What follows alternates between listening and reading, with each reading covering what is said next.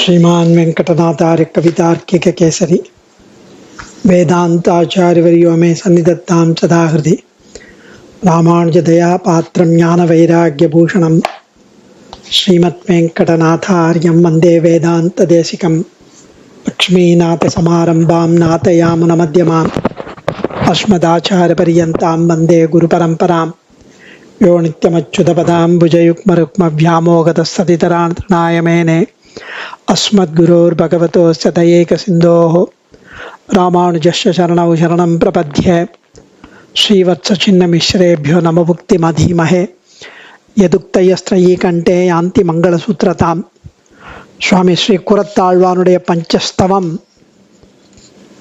பெருமாள் தாயார் அனுகிரகம், ஆச்சாரியன் கிருபை நம்ம அனுபவித்துக் கொண்டிருக்கிறோம்.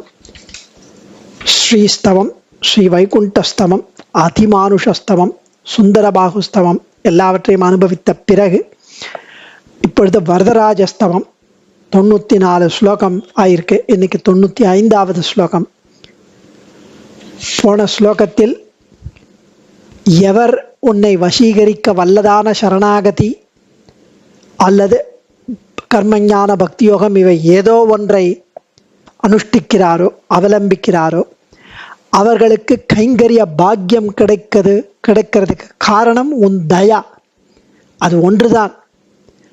அதுதான் எனக்கு பலம் தருகிறது, ஸ்ட்ரெங்க். உன்னுடைய தயை, உன் பிரீத்தி, உன் கிருபை, அந்த கிருபா மாத்திரம் எனக்கு பலம் தருகிறது என்றார் போன ஸ்லோகத்தில். இந்த ஸ்லோகத்திலையும் ரொம்ப ஆச்சரியமா அனுபவிக்கிறார். 95வது ஸ்லோகம். யதி த்வபக்தோப்யகுணோபி நிஷ்க்ரியः நிருத்யமோ நிஷ்கிருத துஷ்கிருதோ நச லபேய பாதௌ வரதஸ்புடாஸ்ததः க்ஷமாதயாத்யாஸ்தவ மங்களா குணாः. யதி த்வபக்தோப்யகுணோபி நிஷ்க்ரியः. ஹே வரதராஜா,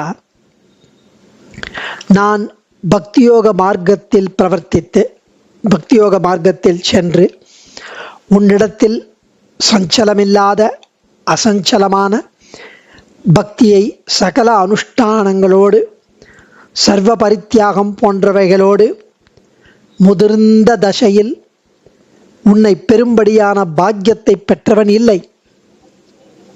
அப்படிப்பட்ட பாக்கியம் எனக்கு இல்லை.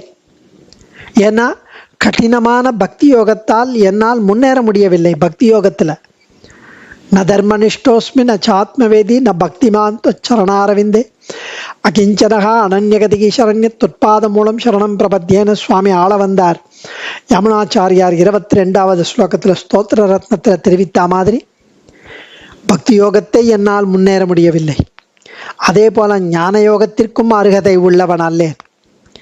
ஏன்னா அஹித ஞானம் எனக்கு பிரகிருதி சம்பந்தத்தினால் இல்லை. எது ஹிதம் எது ஹிதம் இல்லை, அந்த ஞானமே இல்லை.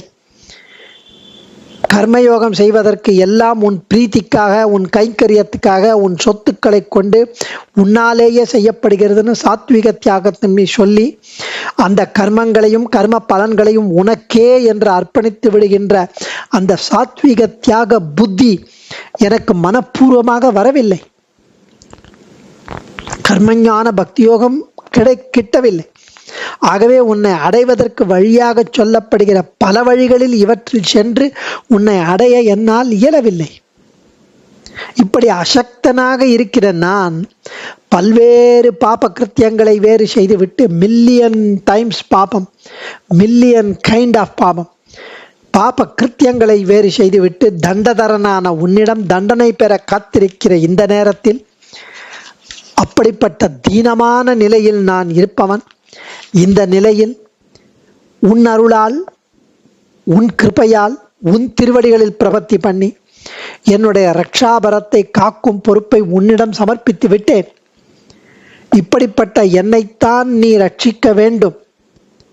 ஏன்னா எந்த விதமான அருகதையும் இல்லாமல் சரணாகதின்னு சொன்ன மாத்திரத்தில் என்னை நீ ரட்சிக்க வேண்டும். அதன் மூலம்தான் உனது திருக்கல்யாண குணங்களான தயை, கருணை, சௌலபியம், வாத்சல்யம் போன்ற குணங்கள் உலகுக்கு பிரகாசமாகும். நன்னா படித்தவன் பாஸ் பண்ணுறது பெரிய விஷயம் இல்லை. ஒரு டீச்சர் ஒன்றுமே இல்லாத அவனுக்கு கற்றுக் கொடுத்து அவன் கஷ்டப்பட்டு பாஸ் பண்ண அது டீச்சருக்கு பெருமை. அப்படி ஒன்றுமே இல்லாத, அருகதையே இல்லாத, கர்மஞான பக்தி யோகம் ஒன்றும் பண்ணாத, சரணாகதி கூட சரியா தெரியாத, ஏதோ சமர்ப்பித்தேன், அப்படிப்பட்ட என்னை நீ ரட்சித்தால் உனது தயை, உனது கருணை, உனது சௌலபியம் போன்றது உலகத்திற்கு பிரகாசமாகும். இப்படி ஏதுமற்றவனுக்கு காப்பளிக்கும் தயா சிந்து என்று உலகம் உன்னை அறியாது காரணமாகும் என்று தெரிவிக்கிறார். வரதா, எனக்கு பக்தி யோகம் கைவரவில்லை, குணமற்றவன், இதற்கான அங்கங்கள் ஞான யோகத்திற்கு அசக்தன், கர்மயோக சூன்யன், சரணாகதியின் அங்கங்களில் ஈடுபாடு கிடையாது, செய்த பாப்பங்களுக்குரிய பிராயஷ்சித்தம் செய்தேனோ இல்லை, போகட்டும், இந்த நிலையில் அடியேன் உன் திருவடியை சேர்ந்திட்டானாகில் அதன் மூலம் உன் பொறுமை குணம், உன் காருண்யம், கல்யாண குணங்கள் எல்லாம் பிரகாசமாகுமே. உலகில் அந்த குணங்களின் சக்தி, பெருமை இவை வெளியிடப் பெறுமே. வேதாந்த தேசிகன் சொல்றார், அகமஸ்மி அபராத சக்கரவர்த்தி, நான் அபராத சக்கரவர்த்தி, நீ குணங்களில் சார்வபௌமி தயாதேவி, அதனால் உனக்கு எனக்கு எவ்வளவு பொருத்தம், நீ ஒருத்திதான் என்னை காப்பாற்ற முடியும் அப்படின்னு தயாதேவியை தெரிவித்தார். அகுணகா அப்படின்னா ஆத்ம குணங்கள் ஏதுமற்றவன் என்று பொருள் கூறுவர். ஸோ யதித்வபக்தியோப்பிய குணோபி நிஷ்கிரியா நிருத்யமோ நிஷ்கிருத துஷ்கிருதோ நச்ச லபேய பாதௌ வரத ஸ்புடாஸ்ததா க்ஷமாதயாத்யாஸ்த்யவ தவ மங்களா குணாக.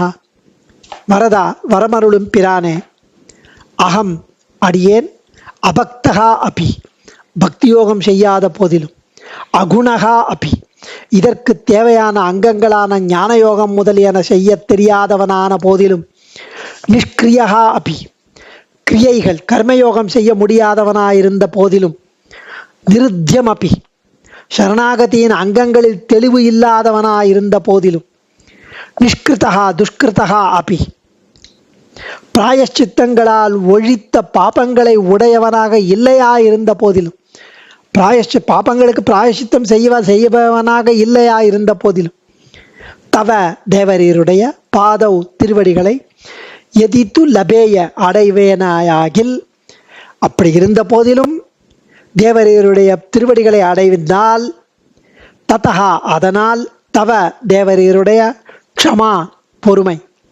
தயா கருணை, ஆத்யாக முதலியவை, இந்த பொறுமை கருணை முதலிய மங்களாக குணாக நன்மையை பயக்கும் சிறந்த பண்புகள், மங்களத்தை தரும் சிறந்த கல்யாண குணங்கள், ஸ்புட்டாக வெளிப்பட்டதாக பவேயு ஆகும் என்று தெரிவிக்கிறார். நோற்ற நோன்பிலேன் நுண்ணறிவிலேன் என்ற நிலையில் அடியேன் உள்ளேன். செய்த பாபங்களுக்கு கழுவாய் பிராயஷ்சித்தம் தேடவும் முயலவில்லை. சரணாகதியின் அங்கங்களான ஆனுகூல்ய சங்கல்பம் முதலானவைகளிலும் ஒரு நிறைவு பெறவில்லை. இப்படியா இருந்தாலும் தேவரீர் திருவடிகளை அடைய முயல்கிறேன். சரணாகதி செய்ய முயற்சித்தேன். அது கிடைக்குமேயானால், உமது திருவடி அவருக்கு கிடைக்குமேயானால், கைங்கரிய ஸ்ரீ கிடைக்குமேயானால், தேவரீருடைய பொறுமை, தேவரீருடைய கருணை இவை முதலான நல்ல குணங்கள், கல்யாண குணங்கள் அடியேனிடம் நிரம்பி உள்ளமை உலகத்தோருக்கு வெளிப்படும். அதாவது அடியேன் செய்யும் சரணாகதி ஒரு வியாஜம், ஒரு எக்ஸ்கியூஸ், ஒரு ப்ரிடெக்ஸ்ட். சும்மா தேவரீர் அபாரமான பொறுமையால் அடியேன் செய்து வரும் பிழைகளை கிருதான் கிரியமானான் கரிஷ்யமானாம் ச சர்வான் க்ஷமஸ்வா என்றபடி பொறுத்தருளி, பண்ண கர்மம், பண்ணின்றிருக்க கர்மம், பண்ண போகும் கர்மம், பாபங்கள் எல்லாவற்றையும் பொறுத்தருளி திருவடிகளை அனுகிரகிப்பது வரையிலான தயை செய்தருளி காப்பது கொண்டு அது வரைக்கும் தேவரீருடைய கல்யாண குணங்கள் தெளிவாக விளங்கும் என்கிறார் சுவாமி. அகுணஹா தயா சர்வபூதேஷு சாந்தி அனுசூயா அனசூயா சௌச்சம் அநாசோ ரங்க லம கார்பண்ய மஸ்பிருகேதி என்று கௌதமர் முதலானவர்கள் தெரிவித்த ஆத்ம குணங்களான 8 அதில் ஒன்றும் அமைய பெறாதவன் அடியேன். தயா சர்வபூதேஷு, சாந்தி, அனசூயை, சௌச்சம், சுத்தம் கிடையாது. இப்படி 8 குணங்களும் இல்லாதவன். நிருத்தியமகா அபி, சிறு குழந்தைகள் ராஜசேவைன்னா என்னன்னு தெரியாது, ராஜாக்கு கைங்கரியம்னா என்னன்னு தெரியாது, சின்ன குழந்தைகள். ஆனால் அந்த குழந்தையோட அப்பா அவர் ராஜா கிட்ட ஒரு சேவகனாக இருக்கலாம், மந்திரியாக இருக்கலாம், வீரனாக இருக்கலாம். ஆனால் அந்த அந்த ராஜா கொடுக்கிற அந்த ராயல் கம்ஃபர்ட்ஸ், போகங்கள் எல்லாம் அந்த குழந்தைக்கும் கிடைப்பது போல ஆச்சாரிய சம்பந்தம் ஒன்றையே கொண்டு அவர் அடியேனை கடைத்தேற்றச் செய்த சரணாகதியை கொண்டு அடியேனை தேவரீர் காத்தருள்கிறீர். எப்படி ராஜா இந்த சின்ன குழந்தைக்கும் அதுக்கு ஒன்றுமே தெரியாது, இவன் ராஜ சேவை பண்ணணும், இவனுக்கு நம்ம கைங்கரியம் பண்ணணும், இவன் மகாராஜா மரியாதை கொடுக்கணும், அது ஒன்றுமே தெரியாது குழந்தைக்கு. ஆனால் குழந்தையோட தந்தை செய்யும் கைங்கரியத்தால் செய்யும் சேவையால் ராஜா எப்படி ராஜபோகத்தை அதற்கு கொடுக்கிறானோ அதை போல ஆச்சாரிய சம்பந்தம் ஒன்றை கொண்டு ஆச்சாரியன் நமக்காக செய்த சரணாகதியை கொண்டு அவர் அடியேனை கடைத்தேற்றச் செய்த சரணாகதியை கொண்டு அடியேனை காத்தருள்கிறீர் தேவரீர் என்ற பொருளை கொண்டது நிருத்தியமகா அபி. நிருத்தியமகா அபின்னா சரணாகதியின் அங்கங்களில் தெளிவு இல்லாதவன். சுவாமி தேசிகன் இதை சொல்றார்.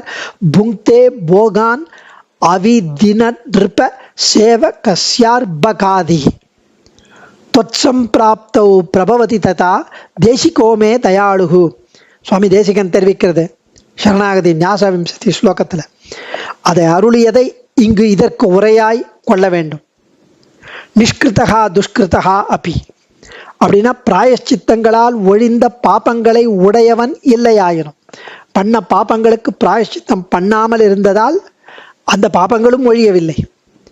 அபி பாபேஸ்வபிரதா மத்பக்தாக பாண்டுநந்தன முச்சந்தே பாதகை ச பத்மபத்ரமிவாம்பசா என்ற ஆஸ்வமேதிக பர்வத்து பகவத் வச்சனத்தை எடுத்து சுவாமி தேசிகன் கத்திய பாஷ்யத்தில் உதாகரிக்கிறார். அதாவது பண்ண பாபங்களுக்கு பிராயஷ்சித்தங்கள் செய்யாத போதிலும், பண்ண பாபங்களுக்கு பிராயஷ்சித்தம் செய்யாத இருந்தாலும் சாத்விக சம்பாஷணாதிகளை மூலமாக கொண்டு அவைகளை கழித்து திருத்தி பணிகொள்வதை அறிவித்தபடி, அதாவது சாத்விகர்களுடன் பாகவதர்களுடன் சம்பாஷணை, அவர்கள் பேச்சை கேட்டு அவர்களுடன் கிருஷ்ண கதா பேசி நல்ல சாத்விக விஷயங்களை பேசி பகவத் விஷயங்களை பேசி அப்படி அதன் மூலமாக இந்த பாபங்களை கழித்து திருத்தி பணி கொள்ள வைக்கிறாராம் பெருமாள். இங்கும் க்ஷமா தயான்னு 2 வார்த்தை. க்ஷமா தயா. க்ஷமா அப்படின்னா பூமி பிராட்டியாரையும், தயா என்பது பெருந்தேவி தாயாரையும் குறிப்பிடுவதாக அனுபவிக்கிறார் சுவாமி ஸ்ரீவத் சங்காச்சார். க்ஷமா தயா சப்தங்கள் பூதேவி ஸ்ரீதேவிகளை குறிக்கும் என்பதை ஸ்ரீ ரகசிய சிகாமணியில் ஸ்ரீ சுவாமி தேசிகன் தெரிவிக்கிறார். கிருதாகசட் சாமியதி கேசவஸ்ரிதாத் அகிஞ்சனான் தான் கமலா கடாட்சயேத் நச்ச பிரசஜ்ய பிரதிஷேதீதி யத் க்ஷமா துவமேவார்வி சகஸ்வமாமபி என்ற பூர்வாச்சாரிய ஸ்ரீசூக்தியை கொண்டு சுவாமி தேசிகன் இங்கு ஸ்ரீ ரகசிய சிகாமணியில் தெரிவித்தபடி க்ஷமா என்பது பூமி பிராட்டியையும் தயா என்பது மகாலட்சுமியையும் தெரிவிப்பது. அடியேன் ஆழ்வான் திருவடிகளே சரணம். கவிதார்க்கிக சிம்ஹாய கல்யாண குணசாலினே ஸ்ரீமதே வெங்கடேசாய வேதாந்த குரவே நமः. தன்யோஸ்மி அடியேன்.